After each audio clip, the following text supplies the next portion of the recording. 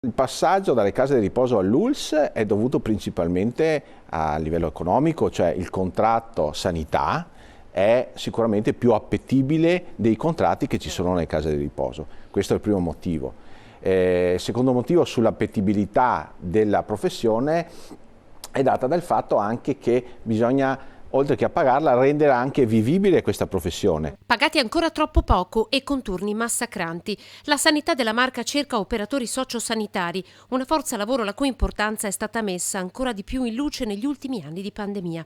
Persone che si occupano principalmente della cura. A centinaia sono occupati nelle case di riposo che si sono trasformate per diverso tempo in reparti di malattie infettive. Il loro contratto però non è mai stato equiparato a quello della sanità. Non è possibile che ad alcuni in ospedale venga applicato il contratto della sanità e nelle case di riposo venga applicato un altro contratto che economicamente è ovvio che il contratto sanità è più vantaggioso. Noi lo diciamo da tanto tempo, questo per noi dovrebbe essere applicato il contratto della sanità in tutti questi enti, anzi addirittura dico di più, cioè per noi dovrebbe essere la stessa ULSS ad assumere, no, le persone anche per le case di riposo. Secondo CGIL, CISL e UIL mancano 150 infermieri in ULSS 2, oltre 30 invece le caselle attualmente vuote fra gli operatori sociosanitari. Nelle case di riposo la necessità annua di assunzione risulta di 180 unità.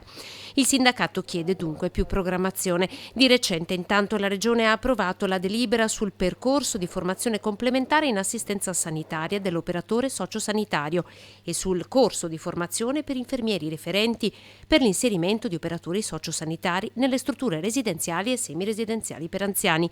I sindacati chiedono che chi lavora nell'assistenza sia collocato però all'interno di una figura che ancora oggi non è prevista. Dobbiamo riconoscere queste cose in più, queste mansioni in più, queste prestazioni in più che vengono richieste sia all'operatore sociosanitario ma anche la responsabilità all'eventuale infermiere che poi comunque rimane il responsabile dell'assistenza sanitaria. Noi abbiamo avuto una manifestazione anche il 25, no? Dicendo che veramente è ora che venga dato valore a questa professione. Ma non è solo un fatto economico, è proprio un fatto di valorizzare questi professionisti, tutti, dagli operatori sociosanitari ma anche agli infermieri. Dobbiamo far sì che scelgano questa professione.